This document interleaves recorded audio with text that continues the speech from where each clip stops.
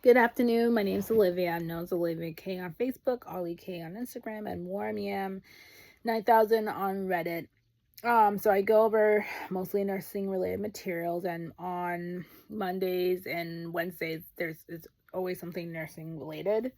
I cover things, subjects or topics that will be helpful for your next attempt for your NCLEX, or you're going through nursing school and you need more help with some topics. And I do have playlists on some fundamentals, although I'm going to redo the videos very soon. I think shortly after I finish maternity stuff.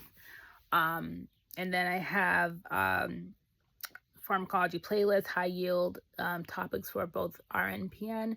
And then I have a med surge one, because I know with NGN style questions and case studies, they are trying to compare different diagnoses that you may see on NCLEX or you may see in your QBank. So it's important things to know. And I actually can't wait to dabble through the maternity and eventually get to pediatrics and psych, because those are fun, especially psych, because I work psych all day long.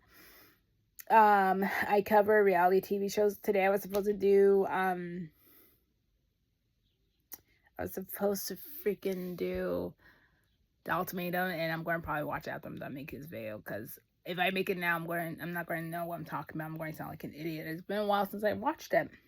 But that's the next reality TV show I do plan to cover, but I do have other reality TV shows. I might actually give Love Island a try and react to that too, because I know that's a popular show and one of my patients had mentioned that, so I will watch that.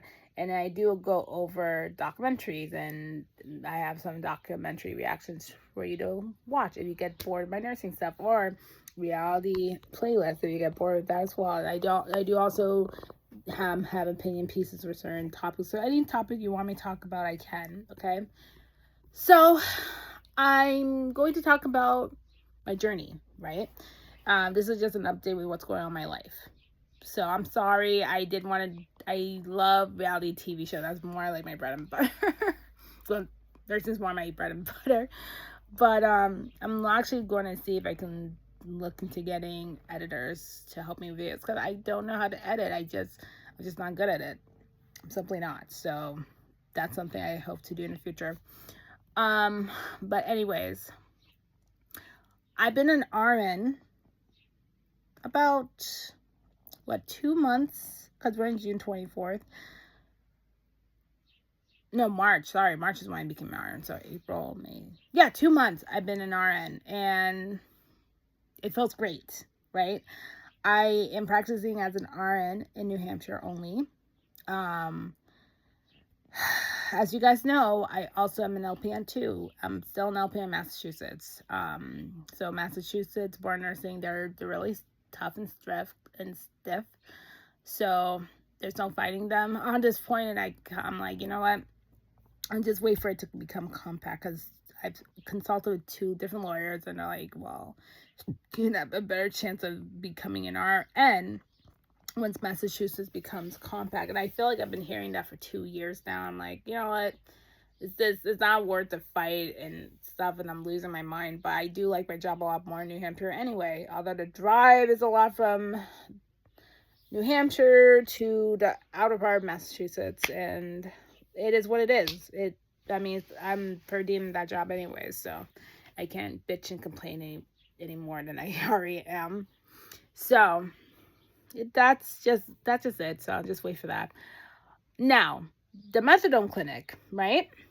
Of course, I'm not going to tell you the name, but I've been working there for about a month now, and maybe a week, a month and a few days, a week, whatever. And let me just tell you, I had a hard time at first, because that's the thing when you're starting a new. I've had like been to 3 different nursing style jobs, right? I've done long-term care, which I hated, and I'll never go back to that ever again in my life. I promised myself I could never go back. And if I ever have to go to a long-term facility or nursing home, it would be to visit a family member or friend or whatever the case. I'm just not going to work there anymore. was unhappy, and I just felt like I didn't know my shit, and I think it was just an excuse to make the new nurse look like they're stupid. So I'm like, you know what? That nursing job, my first nursing job, did me a favor by letting me go, because I got to learn a lot more.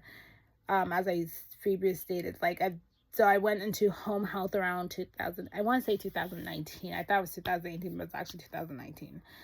And I'm going to say this, even though I'm not too happy with the company I'm working with now, they taught me a lot of things.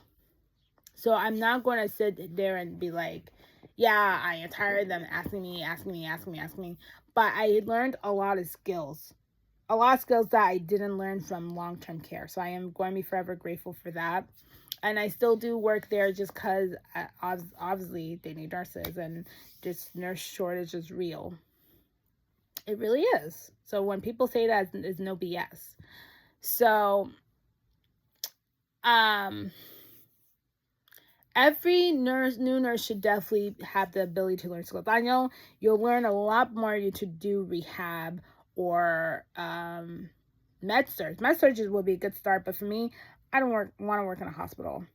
Although I like to do skills, and it's great to learn it, and I think every nurse should still be able to pick up a skill or two, to be honest. But I love psych the most. I'm most in love with psych nursing, if anything, and that's something my mom is doing and has done for a bulk of her life, and I'm following those footsteps. I actually want to be a psych nurse practitioner. I want to work towards that, and that's what I'm going to probably end up doing. I currently work in a methadone clinic, and that opens big doors for me. I love that job so much. I've learned a lot. I just thought the methadone job's easy. You're just dosing, you call it a day. No. See, I still work as a home health nurse, and I used to do pickups for my patients. So I would be the one with the lockbox with the chain of custody, and I'm giving it to the doser. And they're saying, okay, they see that the patient took her bottles. Great, and she took it by the dates. Right? Perfect. And the signature of the patient and the nurse is there, because we're the ones giving it. But now it's like I can understand why they're so anxious and they need the nurse there now, because they're having those cravings, and once they take the methadone, they're fine. And it's like you can really see, because I've been dosing for about a month, and now I'm finally on my own dosing, and because I learned, because there's so much more to dosing the patients. There are orders, just like in nursing, when you're giving medications, there's orders for everything. And methadone is not just, okay, they're taking this and you call it a day. No, methadone, as I've told you in a short, and I probably I don't think I need to do it again. There's no need to do another video on that. You guys heard my methadone short, because these patients, they have to get EKGs. Because why? They got what's called the torsades, the pointes, the tornado, heart arrhythmia that I was talking to you guys about, right? So I have patients that are like, hey, this dose isn't lasting, and then they need an EKG, and I had to always document that patient needs EKG review, or this patient needs to schedule EKG. It's very, very important, because methadone's an opioid. And remember my pain lecture. It's a potent and very, very, very powerful medication, and that's something not to mess with.